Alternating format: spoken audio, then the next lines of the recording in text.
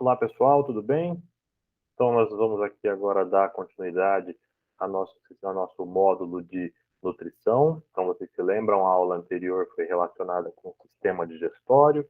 Então nós estudamos aí como que o alimento entra no corpo, como ele é digerido, até a parte em que ele é absorvido pelo sistema digestório. E agora nós vamos trabalhar um pouquinho de sistema cardiovascular, que é como esses nutrientes seriam transportados aí por todo o organismo humano, tá certo? Bom, então nossa aula de hoje lá está dividida em algumas partes. Nós vamos iniciar com essa daqui, que seria a parte de coração, né? Nós vamos gastar um bom tempo aqui na parte de coração, falando principalmente de estrutura e função, né, do coração. Nós vamos passar então por anatomia cardíaca, com a parte de bomba, que seria o ciclo cardíaco, o débito e os seus componentes, e depois nós vamos ver como é que essa regulação acontece direitinho, tá bem? Bom, se a gente pegar aqui então o nosso coração, este aqui então é um desenho de um coração, tá certo? Na verdade, então ele se encontra aqui deitado em cima do diafragma, né? Com uma parte levemente tendendo aqui para o lado esquerdo, então uma parte do coração tende para o lado esquerdo do seu peito, né? Ele fica centralizado com uma parte aqui, e essa daí que a gente está vendo então seria justamente a parte quando a gente olha, né, numa parte externo-costal. Então, seria olhando daqui para frente, para trás, né, da parte do externo para frente. Então, estou olhando o seu coração de frente, né, pegando ele aqui do peito e colocando ele aqui para vocês. Bom, pessoal, o coração, quando a gente olha ele aqui, a gente pode ver que externamente você vai sempre achar, né, uma série de veias, né, e artérias que irrigam a musculatura aqui do coração. Vocês se lembram da aula de sistema muscular, em que esse tipo de tecido precisa de uma oxigenação muito grande, né? A gente vai falar um pouquinho de trocas gasosas na próxima aula, que é sistema respiratório, mas não é porque o coração está cheio de sangue o tempo todo que ele fica aí com é, um suporte infinito de oxigênio, né? Esse sangue que está passando ali está passando numa velocidade muito grande, as células musculares estão todas ali agindo, mas essa difusão não acontece, né? Então você tem aí mesmo uma série de artérias e arteríolas que vão se difundindo, né? Então as artérias coronárias, né? Uma pela direita, uma pela esquerda, elas vêm justamente aí para fazer o suprimento de oxigênio desse coração, tá certo? Você também consegue ver as principais artérias, né? Então a gente vê aqui a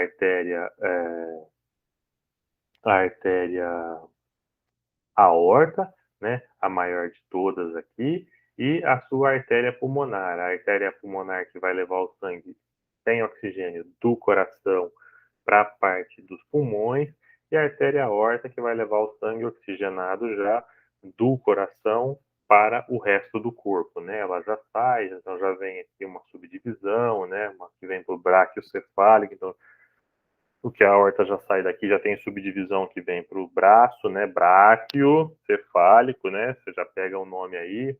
Tem a carótida, sobe as carótidas aqui, um para subclávia. Então você vai ter toda uma divisão aí, tá bom? O que mais a gente consegue ver por aqui? Acho que por enquanto é só. Mas se a gente olhar agora e virar esse coração, tá certo? Então agora eu estou olhando uma face diafragmática, aquela face que fica então encostada no diafragma, é a parte de baixo, né, do coração, assim. Então você consegue ver o que seria a parte de trás, né? Então aí você vai ver, por exemplo, a entrada no coração aí da veia cava inferior, chegando aqui, né? Das suas veias pulmonares, trazendo o sangue do coração já oxigenado aqui de volta, trazendo o sangue dos pulmões já oxigenado aqui de volta para o coração, né? E aqui os cortes que nós tínhamos visto, né? A aorta e o arco, a artéria pulmonar aqui esquerda, né? Então, basicamente, aqui não dá para ver internamente, só quando a gente cortar o coração, mas a gente teria aqui, então, o átrio direito, que é onde chega o sangue venoso, o átrio esquerdo, que é onde chega o sangue arterial, né, o ventrículo direito e o ventrículo esquerdo. Do ventrículo direito, ele vai para os pulmões, do ventrículo esquerdo, ele sai pela aorta e vai direto para o resto do corpo, tá bem? Então, basicamente, se a gente olhar aí o coração por fora, é isso que a gente vai ver, tá? Agora, uma coisa interessante aqui da gente ver, então, o que eu fiz agora? Eu cortei o coração ao meio, tá certo? Passei uma faca e virei ele abertinho para vocês. Tem algumas coisas interessantes aqui que a gente vai conseguir ver. Bom, a primeira coisa que a gente consegue perceber é que você tem no coração dos mamíferos, tá certo? Aí a gente tem uma separação completa das 4 câmaras do coração. Então veja, um átrio está aqui, o átrio direito está aqui, o átrio esquerdo está aqui, o ventrículo direito e o ventrículo esquerdo, né? Então você tem uma parede muscular separando aqui e uma parede muscular separando aqui. Então, o sangue, quando ele está, o sangue venoso e o sangue arterial, eles não têm contato, né? Não tem mistura, então, de sangue oxigenado com sangue sem oxigenação, tá bem? Uma outra coisa interessante que a gente consegue ver nessa figura aqui é justamente uma diferenciação aqui dos lados direito e esquerdo, tá certo? Repare aqui que o lado esquerdo ele tem uma parede muscular aqui no coração muito mais grossa, né? Então veja, isso aqui é o ventrículo, o ventrículo esquerdo, aqui o ventrículo direito. Repare na grossura da parede desse ventrículo, tá certo? Isso a gente pode explicar principalmente pela força com que esse sangue precisa sair do coração. Pensa que aqui, ó, quando vai sair do seu ventrículo direito, ele só precisa ir até o pulmão, né? Então, o coração, os pulmões estão ali do ladinho, não precisa fazer muita força, mas quando sai aqui do lado esquerdo e vai até o restante do corpo, né, dá a volta no corpo inteiro e volta, imagina que esse sangue precisa ter força, então, para sair daqui, chegar lá na ponta do seu pé e voltar até o coração. Então, ele precisa sair com muito mais força, e aí você precisa bombeá-lo com muito mais força, e isso é o que a gente tem como reflexo aqui na musculatura, né? Lembre-se que o coração é um músculo. Quanto mais você treina um músculo, mais forte ele fica. Então, o lado esquerdo é um lado que tem a musculatura mais grossa aí do que o lado direito. Tá bem? Se a gente olhar com bastante cuidado agora, vamos fazer um corte aqui, ó, para essas estruturas aqui, né? Que são aí as chamadas válvulas coronárias, né? As válvulas funcionam mais ou menos assim, ó. Quando o coração começa a se contrair, né? Então, imagina, o sangue veio ali do resto do corpo, entrou no átrio direito, né? Você tem uma válvula ou valva, tanto faz, tá? Você vai achar o nome aí bastante variado nos livros. Então, o que acontece é que o sangue entra, começa a encher o átrio, essa válvula já começa já abre, tá certo? E o sangue começa a passar ali do átrio para a parte do ventrículo. Mas repara que a hora que esse coração for contrair, esse sangue não pode voltar para o caminho que ele veio. Ele tem que sair sempre por um caminho só, tá certo? Então, o papel dessas válvulas aqui, ó, ele é justamente fechar no momento da contração e impedir que o sangue tenha um refluxo pelo caminho de onde ele veio, tá bom? Então você vai ver aqui essas válvulas. A gente tem aí 4 válvulas no coração, vou mostrar já já para vocês, né? Mas o que basicamente o que vai acontecer é essas válvulas são formadas de tecido conjuntivo, né? Elas se fecham no momento da contração do coração e este tecido aqui, ó, tá vendo que você tem vários partes desse tecido da válvula aqui ligados na musculatura, né? A gente chama isso aqui de musculatura papilar. E essas aqui, vocês vão ver aí cordas tendíneas, cordoalha tendínea, a depender do livro que você está usando para estudar. O que vai acontecer aqui é o seguinte, veja, quando o coração se contrair, né, esse sangue ele vai sair com uma pressão muito forte, né? Então ele vai tentar voltar para um lado. Então o que vai acontecer? Essa cordoalha tendínea aqui, ele vai fazer o seguinte, ó, a válvula fechou, o coração vai contrair, tá certo? A pressão tende a jogar o sangue para cima e essa válvula abrir e o sangue ter o refluxo, beleza? Então o que você vai fazer? No que o coração contrair e isso empurrar o sangue para cima, essas cordinhas, né? Pensa que essa parte aqui ela vai contrair também, então no que contraiu ela puxa a corda para baixo. A válvula não abre por quê? Porque o sangue faz pressão para cima, então meio que iguala, a válvula fica presinha e o sangue sai pelo caminho correto que a gente vai ver já já, certo? Então é assim que vai funcionar essa parte das válvulas cardíacas aqui, tá certo? Bom, se a gente pegar aqui agora, eu vou contar para vocês o que eu fiz. Eu peguei aquele coração bonito assim, a gente passou uma faca e tirou os átrios, tá certo? Aquela região superior, que é por onde o sangue chega, e vocês estão vendo somente o septo de divisão entre os átrios e os ventrículos, né? Então, aqui é o lado direito, aqui é o lado esquerdo. A nosso átrio do lado direito, ele é separado do ventrículo direito por uma válvula que nós chamamos de válvula tricúspide, tá certo? Por quê? Porque cada um desses folhetos aqui das válvulas chama cúspide. Então, se ele é um tricúspide, quer dizer que esta válvula tem 3 cúspides, beleza? Já no lado esquerdo, a gente consegue diferenciar porque ela vai ter 2 cúspides. Então, ela vai ser uma válvula bicúspide, tá bem? Um outro nome que a gente pode, que vocês devem conhecer essa válvula aqui, é a chamada válvula mitral, tá certo? Que é um nome aí que a gente tem que é um pouco mais popular, tá bem? Depois, lá na seção de tirar dúvidas, eu conto para vocês porque ela tem esse nome também. Então, vamos lá. O papel do nosso coração, nesse momento, ele é encher de sangue, esvaziar de sangue. Encher de sangue, esvaziar, tá certo? Ele funciona como uma bomba. Então, o sangue chega de um lado, sai do outro. Chega de um lado, sai do outro. Esse é o papel do coração no nosso organismo, tá bem? E aí, a gente vai ter 2 momentos nesse ciclo de enche e esvazia, que é o quê?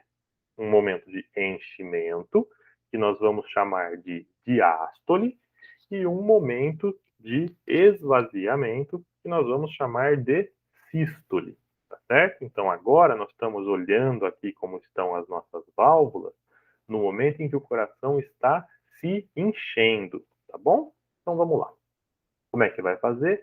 Veja, se o sangue está chegando no coração, eu tenho essa válvula que liga aqui o átrio direito ao ventrículo direito, ela está aberta, tá certo? O sangue vai chegando do lado direito, já vai passando do átrio para o ventrículo e vai enchendo, né? Depois, quando der aquela contraçãozinha do átrio, primeiro termina de empurrar as coisas para baixo. Essas outras 2 válvulas aqui são o que nós chamamos de válvulas semilunares, tá? Essas válvulas semilunares, elas estão fechando o caminho entre o nosso ventrículo e o destino desse sangue no segundo momento. Então, por exemplo, vai sair do ventrículo direito, ele tem que ir até o pulmão, tá certo? Mas se eu simplesmente fizer tudo isso, o que acontece? Ele vem por aqui, mas ele não segue ainda, porque o coração está enchendo. E ele não segue por quê? Porque a minha válvula semilunar está fechada, tá bom? A mesma coisa serve para o lado esquerdo. Veja, no lado esquerdo eu tenho aqui a minha válvula mitral aberta, porque o ventrículo está enchendo, e a minha válvula semilunar aqui, a aórtica, está fechada, porque eu ainda não quero que esse sangue saia do coração, certo? Então, num primeiro momento, as válvulas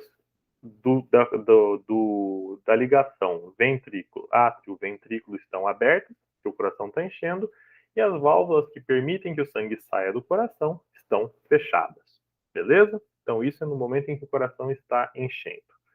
Quando o coração vai para a sístole, ou seja, vai para o momento em que ele contrai e esse sangue vai sair, eu preciso agora controlar o fluxo desse sangue, por onde é que ele vai sair, tá certo? Então, repare aqui que nesse momento, a hora que o ventrículo contrair embaixo, eu tenho aquele mecanismo de fechamento das válvulas atrioventriculares, tá certo? Tanto da tricúspide quanto da mitral aqui, para evitar que esse sangue volte para o ventrículo, para o átrio que foi de onde ele veio, tá certo? E como é que vai acontecer isso? Isso se fecha, só que agora as válvulas semilunares aqui, ó, elas se abrem, porque aí o sangue só tem um caminho para seguir. Espremeu o ventrículo, ele voltou para cima, bateu na válvula fechada, tá certo? A pressão aumenta muito, ele vai sair por onde der, e onde está dando aqui nesse momento é o espaço em que a sua aorta está, a sua válvula está aberta, tá certo? Então, no momento de sístole, fechamos as atrioventriculares, abrimos as semilunares. Combinado? Então tá bom. Entrando agora numa parte um pouco mais microscópica do tecido, vocês devem se lembrar lá da aula de tecido muscular, quando a gente falou de musculatura cardíaca, tá certo? O coração, ele é envolto externamente por um tecido chamado de epicárdio, tá certo? E internamente por um tecido chamado de endocárdio, né? E no meio do caminho nós temos aí as fibras musculares, que são chamadas de miocárdio, né? Então, é até um nome comum, vocês já devem ter ouvido, né? O infarto do miocárdio, beleza? Que nós vamos encontrar aqui, então, repare aqui em várias veias e artérias que vão irrigando esse tecido, como eu disse antes, ele é um tecido totalmente muscular, precisa de um aporte muito grande de nutrientes e de um aporte muito grande de oxigênio para poder bater o tempo todo, para se contrair o tempo todo, né? E o que nós mais podemos ver aqui é que nós temos aqui as células musculares, diferente das células musculares esqueléticas, elas eram isoladas, aqui todas elas são interligadas, né? E elas são aqui são muito ricas nesses tecidos, né, nessas junções adesivas aqui, né? Então, muitos desmossomos e muitas junções oclusivas aí segurando essas células juntas, né? Pensa que esse negócio está contraindo o tempo todo, então é espreme e puxa, né? Precisa estar muito bem presinha. E muitos ainda junções do tipo gap, né? Que permitem que os estímulos de uma célula passem para outra. Se a gente olhar aqui com mais calma, reparem, ó, que a gente vai ter essas células sempre de maneira ramificada, né? Aqui uma ligando em outra, em outra, em outra, em outra, diferente da célula muscular esquelética, tá bom? Que é justamente o que nós chamamos aí de sincício celular. Reparem aqui nesse slide anterior, ó, veja, elas estão sempre se bifurcando, sempre conectando uma com outras. O que esse sincício celular vai fazer? Justamente, então, é facilitar a transmissão daquela despolarização da membrana que faz a contração. Se vocês lembrarem lá do sistema muscular, quando você tem a despolarização, você contrai uma fibra, né? Aqui no coração, como todas essas células são interligadas, um sinalzinho de despolarização, ele já se espalha por todas as células do coração e o coração aí se contrai como um todo, tá certo? A gente já vai ver a parte de contração do coração já já, mas o interessante é que você não precisa aí ter uma inervação específica para cada fibra e sim um único ponto onde isso vai se espalhar, tá bem? E isso tudo graças aí ao sincício celular. Lembre-se aí, os desmossomos seguram as células juntas e essas junções do tipo gap permitem aí que você tenha a troca e o compartilhamento de íons de uma maneira muito mais fácil, tá bem? Beleza. Então, a parte de anatomia, acho que já é mais ou menos isso, tá bom? E agora a gente vai falar um pouquinho da estrutura e da função do coração, pensando aí que o coração nada mais é do que um músculo que bombeia sangue para o resto do nosso corpo, tá bem? Então, vamos lá. Quando a gente tem o nosso coração aí, a gente vai ter o caminho do sangue, né? Quando ele chega aqui no nosso coração, então ele vai vir. Veja, o sangue, né? Vamos dividir aqui o sangue em sangue oxigenado e sangue já não sem com pobre em oxigênio, que é o sangue venoso, tá certo? O sangue chega no coração já pobre em oxigênio, que nós chamamos de sangue venoso, tá bom? Aí ele vai fazer o quê? Veja, o sangue que está vindo já venoso da região da cabeça e dos membros superiores, ele vai chegar no seu átrio direito por uma parte que nós chamamos de veia cava superior. E o sangue que está vindo do tronco e dos membros inferiores, ele vem por uma outra veia cava que nós chamamos de veia cava inferior, tá certo? Ele entra no ventrículo, no átrio, enche o átrio, passa para o ventrículo. No momento em que o coração, esses ventrículos se contraírem, ele sai aqui pelo tronco pulmonar, tá certo? E aí ele vai se dividir, né, uma parte do pulmão direito, uma parte do pulmão direito, uma parte do pulmão esquerdo. No pulmão ele vai sofrer aí as suas trocas gasosas, tá certo? E retorna para o lado esquerdo do coração, agora já rico em oxigênio. Ele vai chegar aí por quatro artérias, veias pulmonares, desculpe, quatro veias pulmonares, chegando no seu ventrículo, no seu átrio direito, passando para o ventrículo, desculpa, chegando no seu átrio esquerdo, passando para o ventrículo esquerdo, e depois da contração do ventrículo, aí ele sai pela sua artéria aorta e vai se distribuir para o resto do seu corpo, tá certo? Então, esse seria o caminho que o sangue faz dentro do seu corpo, tá bom? Então, veja, o papel do coração aqui, neste nosso funcionamento, ele nada mais é do que uma bomba propulsora, tá certo? Então, o papel dele é gerar um fluxo de sangue correndo sempre na mesma direção, tá certo?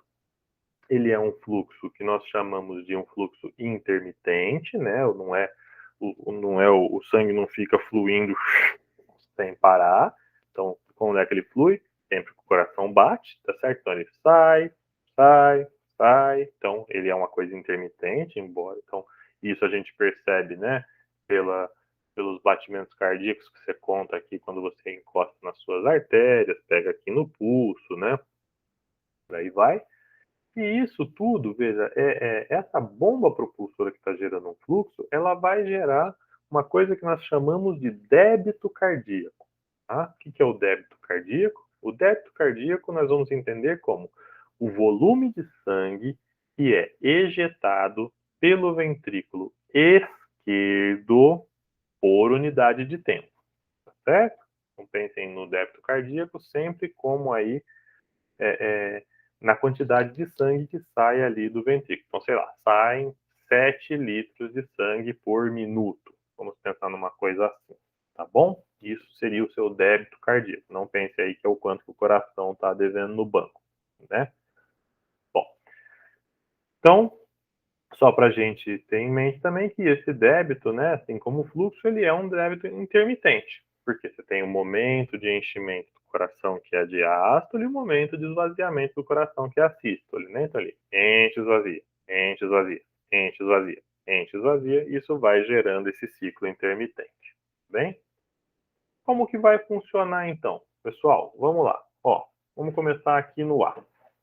Quando a gente começar aqui no ar, vamos imaginar que o sangue está chegando tanto aqui pelo seu átrio direito e já vai passando para o ventrículo direito, tá certo? Quanto no seu átrio esquerdo e também já vai passando aí para o ventrículo esquerdo. Nesse momento, a sua válvula semilunar da aorta e a válvula semilunar do tronco pulmonar, elas estão fechadas, tá certo? O sangue está enchendo o seu coração. Então, vai aí enchendo, até um momento em que não cabe mais sangue dentro daquele coração. E aí você vai ter uma característica que nós chamamos de volume diastólico final. O que é isso? O quanto cabe de sangue no seu coração. Tá bom? Nesse momento, vai ter o quê? As suas válvulas atrioventriculares estão fechadas e as semilunares também, tá? O próximo passo é você abrir as suas válvulas semilunares, tanto a aórtica quanto a do tronco pulmonar, e aí a contração dos ventrículos. O sangue só tem um lugar para sair, o do ventrículo direito vai para o tronco pulmonar, o do ventrículo esquerdo vai para a aorta e dali para o resto do corpo. Quando acabar essa contração, que é o volume de sangue que vai sair, o seu coração não fica completamente vazio, tá certo? Sobra ali sempre um pouquinho de sangue dentro dos seus ventrículos, ele nunca esvazia por completo. Esse volume de sangue que resta aqui no coração é o que nós vamos chamar de volume sistólico final, tá? E aí o seu coração vai partir como sempre. Abre, aí, né, aí vai começar a diástole de novo, enche, fecha as válvulas e assim esse ciclo vai se repetindo infinitamente enquanto o seu coração estiver batendo, tá bom? Beleza. Bom, agora, para a gente fazer o cálculo do débito cardíaco, eu quero que vocês tenham em mente aqui, então, o que é o débito cardíaco. Veja, vamos voltar. Débito cardíaco. Volume de sangue ejetado pelo ventrículo por unidade de tempo. Então, eu vou ter aí dois fatores que vão me ajudar a calcular o meu débito cardíaco. Veja, débito cardíaco, DC, é igual. Não é o quanto de sangue sai? Então, é o quanto de volume sai cada vez que o meu coração bate. É o que nós vamos chamar aqui de VS, que é o volume sistólico. Quanto de sangue sai do seu coração na sístole, beleza? Agora, se eu sei quanto sai e eu preciso saber por cada vez que ele bate e eu quero fazer isso em medida de tempo, a próxima medida minha, obviamente, tem que estar relacionada com quantas vezes esse coração bate por minuto. Você concorda? Então, aí eu tenho um outro fator que é justamente a frequência cardíaca. Então, o que vai ser o meu débito cardíaco? Quantas vezes o meu coração bate por minuto, vezes quanto de sangue sai cada vez que ele bate. Aí eu vou ter o nosso famoso débito cardíaco. Quer um exemplo? Vamos lá. O meu débito cardíaco, num momento em que eu estiver aqui em repouso, não agora que eu estou dando aula, falando com vocês, certo? Mas estou ali sentadinho, lendo um livro, o meu coração vai ter aí uma frequência cardíaca de mais ou menos uns 70 batimentos por minuto, tá certo? E cada vez que o meu coração bate, ele ejeta em torno de 70 ml por batimento, tá bom? Se eu fizer essa multiplicação, corta o batimento com o batimento, eu vou ter que ao final de um minuto, eu vou ejetar então 4.900 ml por minuto. Este é o meu débito cardíaco. Simples assim. É assim que você faz essa conta. Tudo bem? Bom, agora, tudo isso pode variar, tá certo? Pode variar o quanto o meu coração bate por minuto e pode variar o quanto de sangue sai do meu coração, tá certo? Então agora a gente vai trabalhar um pouquinho com os componentes do débito cardíaco, que seriam o quê? Então vamos começar pensando já no primeiro item, que é a nossa frequência cardíaca. O quanto ela bate e como é a regulação dela, tá certo? Quem é que manda o coração bater? Quem é que manda o coração acelerar? Quem é que manda o coração diminuir o ritmo? Combinado? Bom, então vamos lá. A gente vai ter, pessoal, uma coisa aqui, vamos falar primeiro de um controle intrínseco, tá certo? Do próprio coração, e depois a gente fala das variações. Lembra quando a gente estava falando de frequência de sistema muscular, que eu tinha ali sempre um neurônio excitando aquela partezinha da fibra, e isso gerava a contração, né, por conta de uma despolarização. O coração funciona de uma maneira diferente. Seu coração, ele é autônomo, tá bom?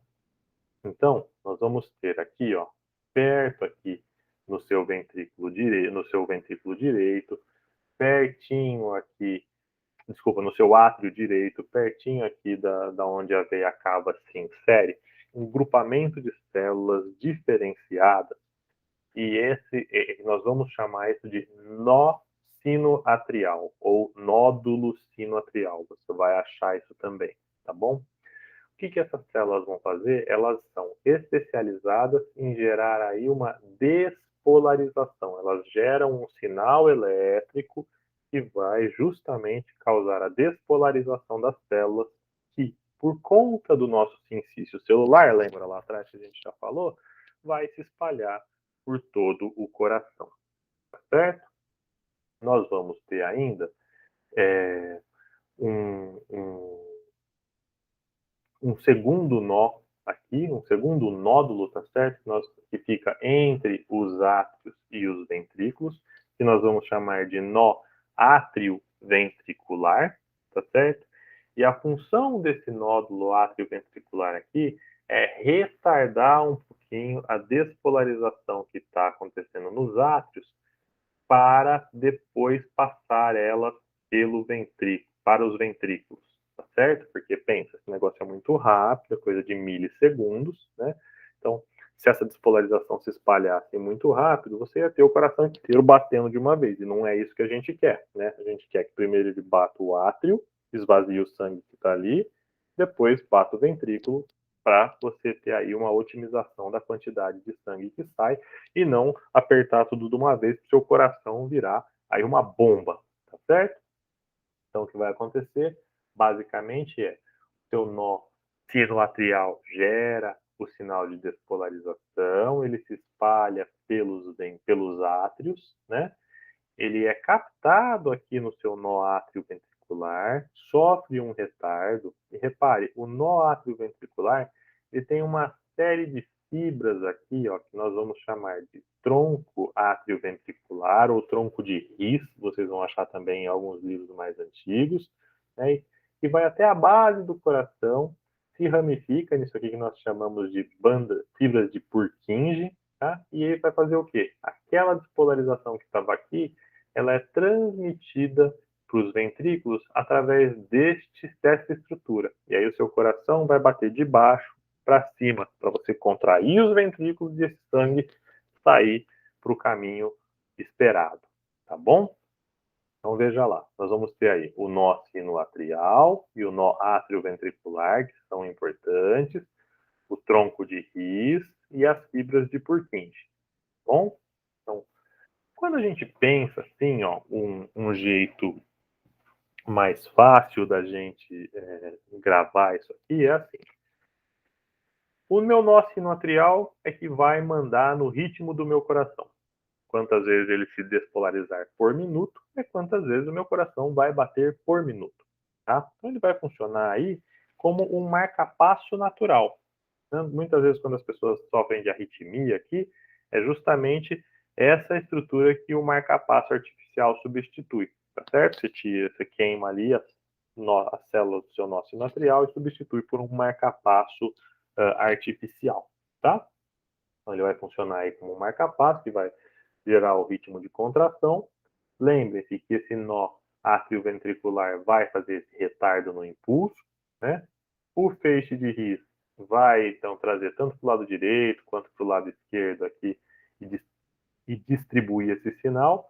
E as fibras de Purkinje vão espalhar eles aqui pela base dos ventrículos e isso vai fazer com que os ventrículos contraiam de baixo para cima, tá certo?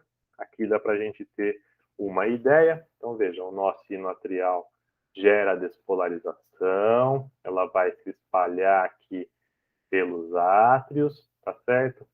O nó atrioventricular capta ela, passa esses sinais pelo tronco de riso, as fibras de Purkinje se espalham aqui também, e aí essa despolarização agora acontece na musculatura dos ventrículos, dá tempo dessa musculatura relaxar, contrai aqui, e aí o sangue sai a, pelas válvulas semilunares, pelo caminho que eles têm que seguir, e aí ele vai se espalhar pelo corpo, tá bem? Então, basicamente, isso é o que vai acontecer como um controle intrínseco, tá certo? Então, veja, você vai ter uma excitação atrial, isso aqui é o que cada item corresponde à partezinha quando você vê num eletrocardiograma, tá certo? Mas não vamos nos ater aqui, não.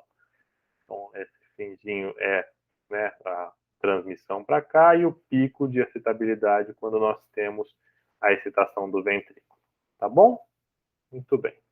Bom, agora, pessoal, quando a gente está pensando na parte de controle extrínseco, né, a gente vai sempre pensar aí na parte de sistema nervoso autônomo. Nós não chegamos lá no curso ainda, né, mas o que a gente vai ter aqui é essa parte do sistema nervoso autônomo que vai fazer aí uma regulação de pressão arterial, frequência cardíaca, o ritmo de respiração, balanço hídrico, tá certo?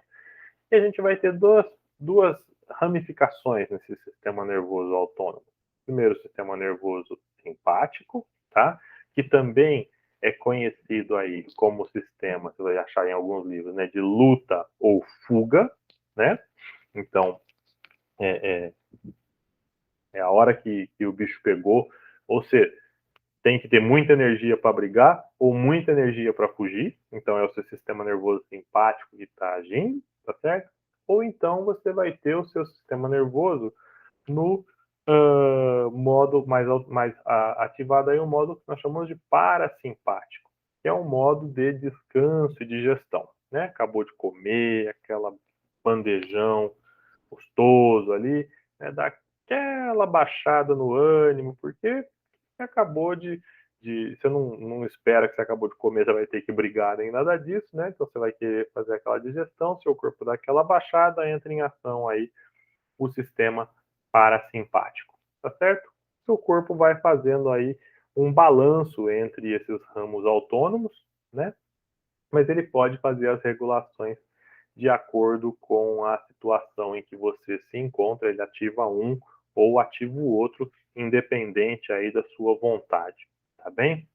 Bom, então, o que nós vamos ter agora de controle extrínseco da sua frequência cardíaca? O intrínseco nós já vimos, que é como o coração bate, tá certo? Aquilo ali funciona. Agora, como que o meu coração vai bater mais rápido ou bater mais devagar, a depender da situação que nós estamos enfrentando, tá certo?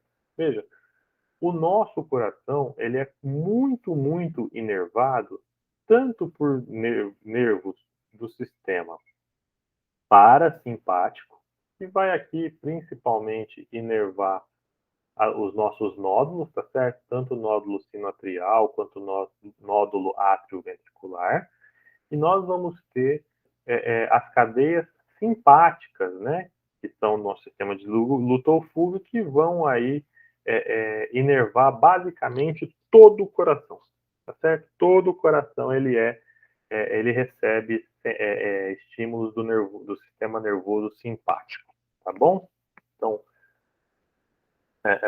dá até para a gente perceber aqui, né, nesse desenho, aonde ficam aí as principais inervações, sistema parasimpático, do sistema simpático, dá para a gente seguir por aqui, mas veja, o que vai acontecer? No momento em que você precisa de entrar nesse sistema de luta ou fuga, em geral ele é meio repentino, né? Então, por exemplo, imagina lá, você está andando feliz e sorridente ali pela EASH e, sei lá, parece uma cobra saindo do mato, bem na sua frente ali, né? Meu amigo, o que você vai ter que fazer? Agora você precisa agilizar e, ó, sair correndo, tá certo? Então, o que você vai precisar? Que o seu coração inteiro fique pronto na hora, né? Então, bater mais forte, bater mais rápido. Então, toda essa inervação do sistema nervoso simpático já dá uma descarga de adrenalina ali na região do coração. O seu nódulo sinoatrial começa a despolarizar mais rápido, seu coração começa a bater mais forte, porque o negócio é urgente, tá certo? Você precisa sair a milhão, porque deu ruim ali, tá bom? Então, esse é a inervação e como vai funcionar esse controle extrínseco, né? Da parte de você entrar em agitação. Agora, veja, também não precisa. A grande diferença de inervação é que esse aqui, em geral, você precisa de urgência. Mas a parte de descanso, a parte do sistema parasimpático, você não precisa, né? Ah, eu preciso relaxar, papum, relaxei, né? Você pode aí fazer um relaxamento mais paulatino para conseguir ativar tudo isso, tá certo? Então, o sistema parasimpático, ele vai inervar, né, principalmente aqui os seus nódulos, né, liberando aí acetilcolina, que é o antagônico da adrenalina nesse sistema, e isso vai fazer com que o seu ritmo cardíaco caia, o seu coração bata mais devagar. Geralmente é o que a gente experimenta aí no momento de sono, no momento de descanso, tá bem? Bom, então você vai ter esse controle extrínseco, em geral feito pelo seu sistema nervoso autônomo. Se você precisar bater o coração mais rápido, sistema nervoso simpático. Se for para bater o coração mais devagar, sistema nervoso parasimpático. Lembrando que um geralmente é mais urgente, então você tem aquele inervação muito mais rica, e o outro que pode ser num ritmo, se ativar numa velocidade mais devagar, né, uma velocidade menor, você tem aí a inervação principalmente aonde estão os nódulos, tá bom? Então vimos aqui como é que vai acontecer a regulação intrínseca e extrínseca da nossa frequência cardíaca. Agora vamos falar de volume sistólico, tá bom? E aí nós vamos falar de 3 itens: contratilidade, pré-carga e pós-carga, tá bom? Pessoal, contratilidade, quando a gente está pensando aí em contratilidade, eu quero que vocês tenham em mente, é basicamente o seguinte, ó. Se o meu coração bater mais devagar, ele vai contrair menos, tá certo? Não vai contrair com aquela força, aquela pressão toda. Isso vai fazer com que menos sangue saia do seu organismo, tá certo? Do seu coração, tá? Então, a força com que esse coração está batendo, ela influencia na quantidade de sangue que está saindo, tá bem?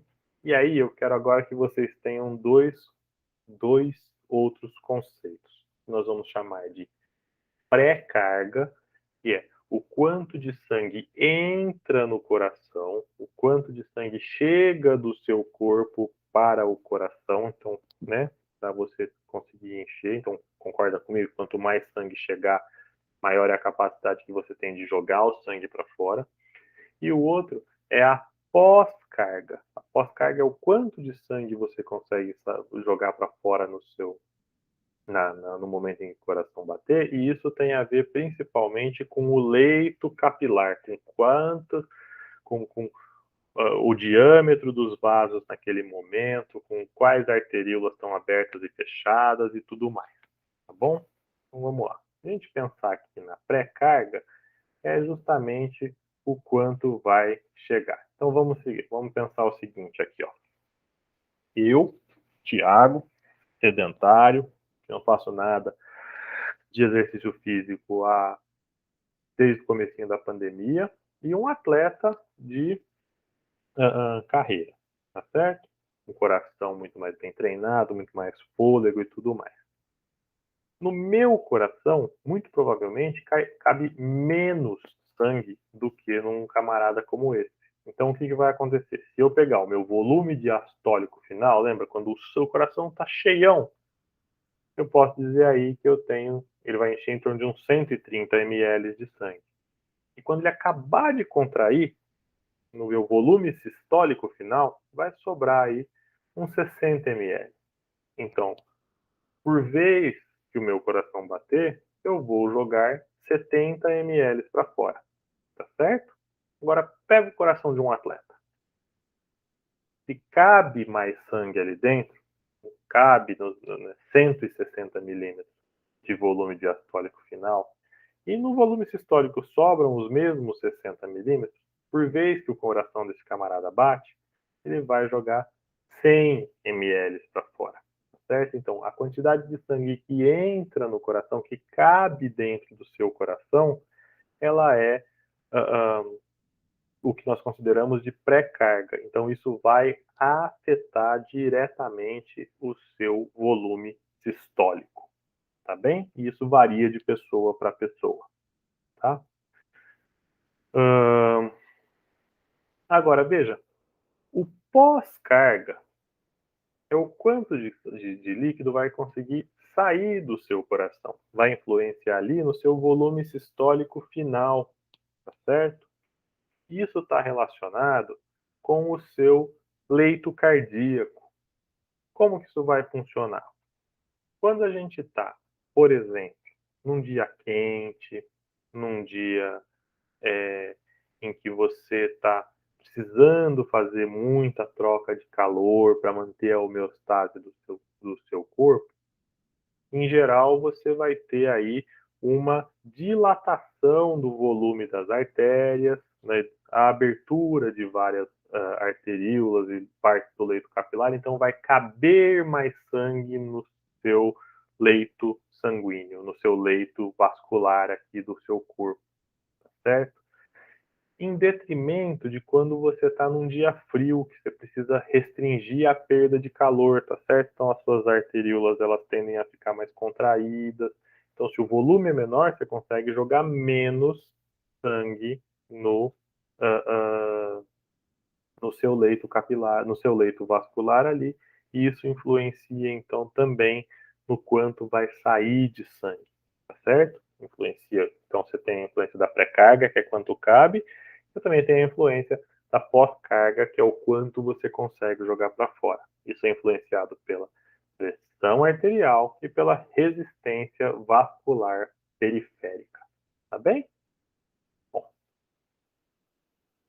agora, passada essa parte do coração, vamos falar um pouquinho do resto, né? Do resto do nosso sistema cardiovascular aí, que até agora a gente só falou de cardio, né? Então a gente vai distribuir isso aqui na circulação como um todo e depois o sistema de distribuição do sangue, resistências, troca e coleta. E aí a gente mata a aula, tá bom?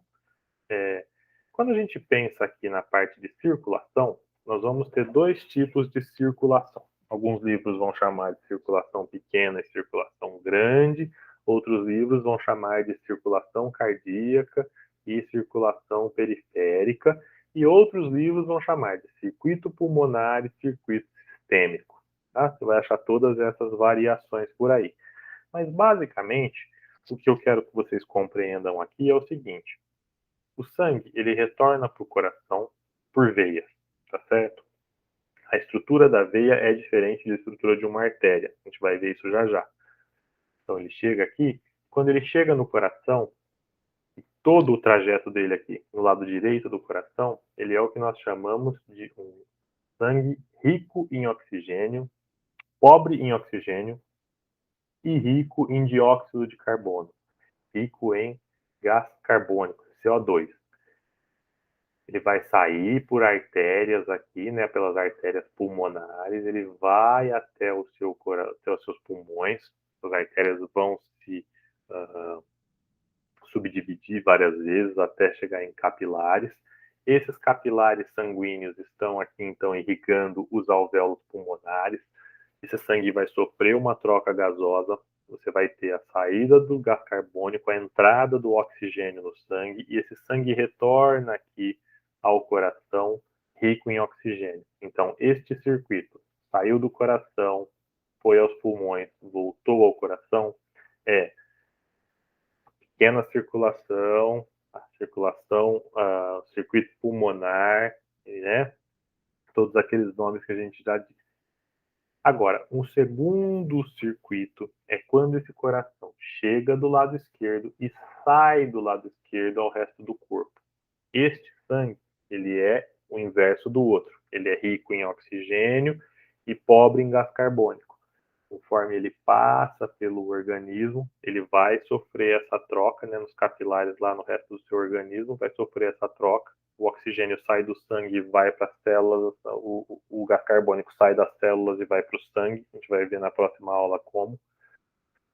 O sistema se retorna tudo aqui e retorna ao coração. Então, este saiu do lado esquerdo do coração, passou pelos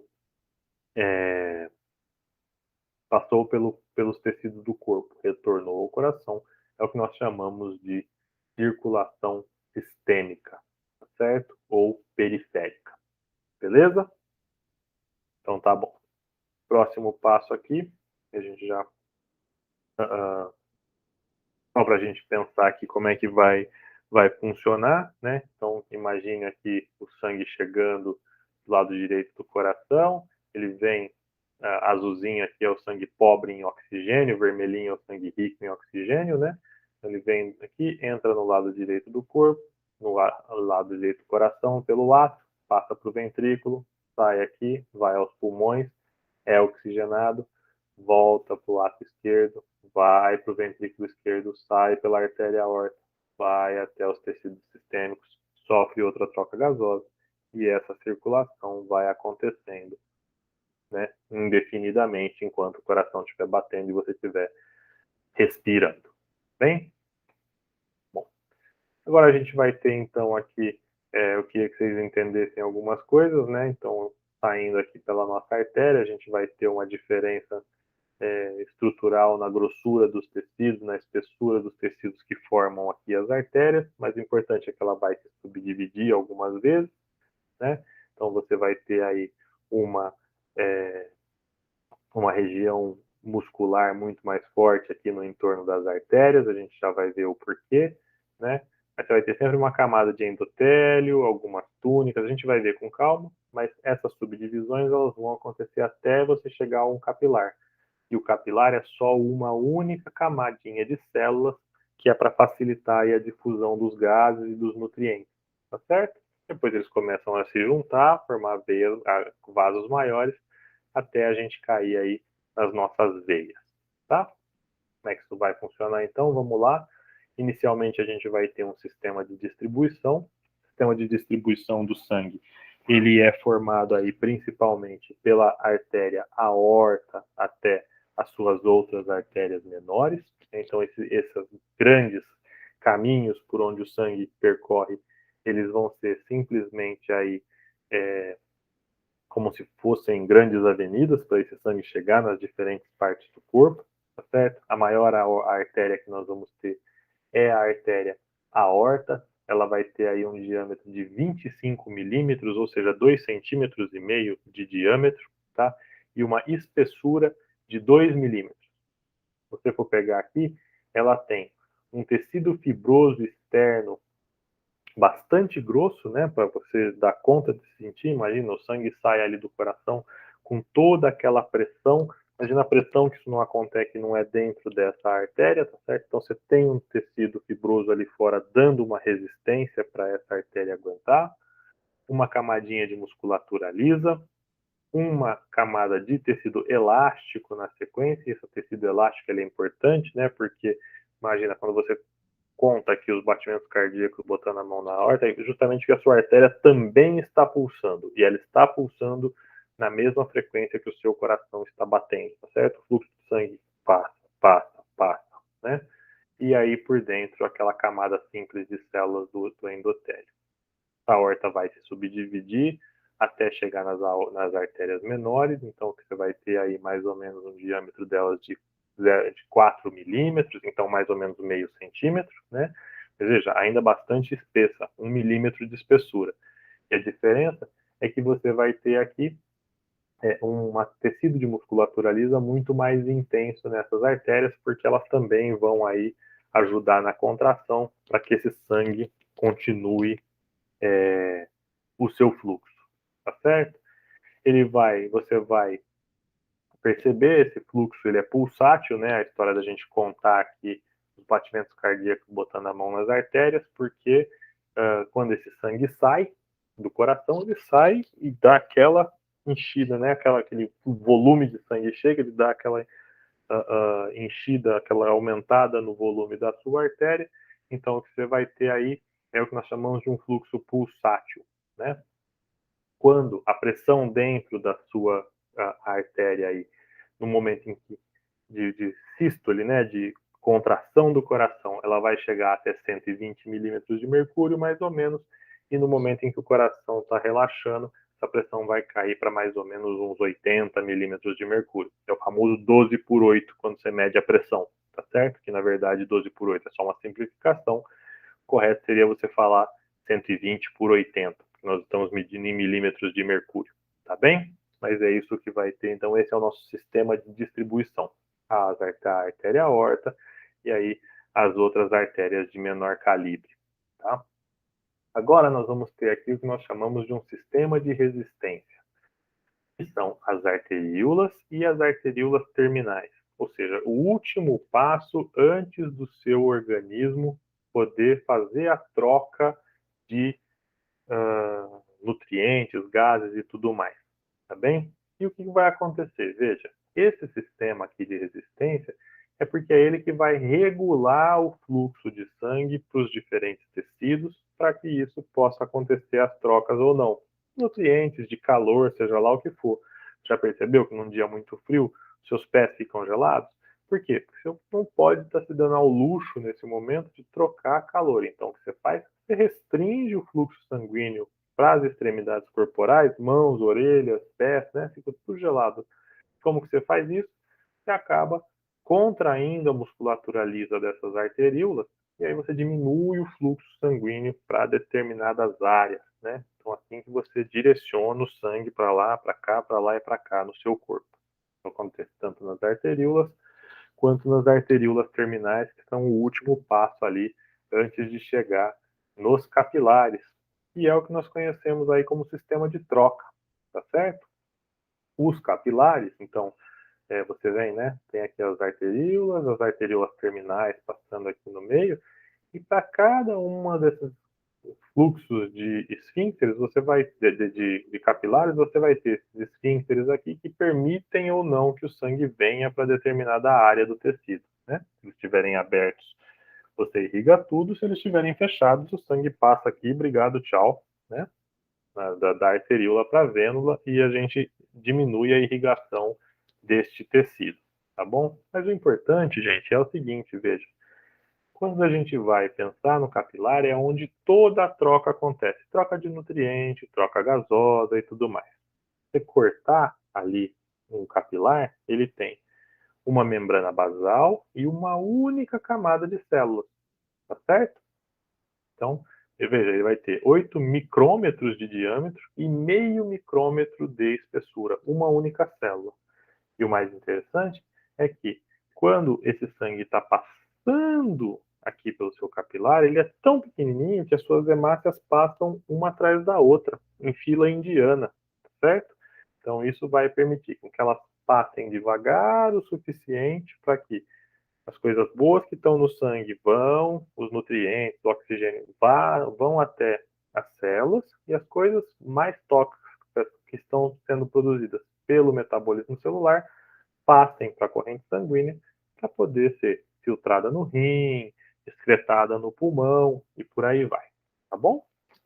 Bom, o que a gente vai ter aqui é que nesse sistema de trocas, se você pegar, por exemplo, a somatória, veja, a somatória da área, isso aqui é a área seccional. Você somar a área de todos os seus capilares, é a região em que você vai ter a maior área por onde esse sangue passa, tá certo? Agora, se eu tenho uma quantidade de sangue vindo com uma velocidade tal, ela se espalha tanto, o que vai acontecer?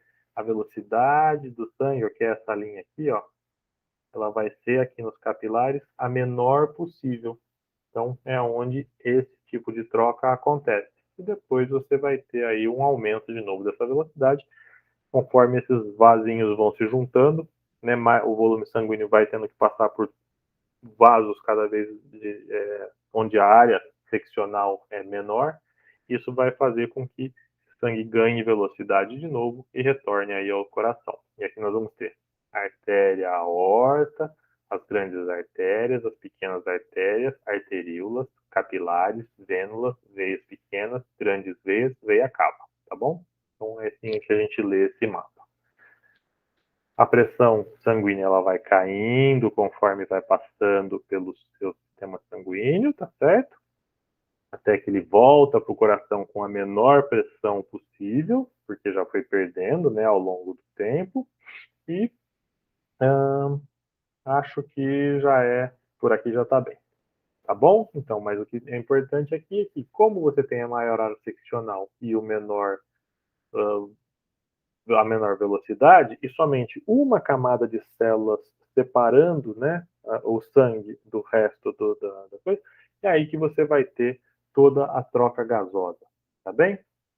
Bom, por fim, a gente vai ter agora o nosso sistema de coleta, e ele é formado aí pelas veias e pela veia cava. É justamente, então, esse retorno, né, esse retorno do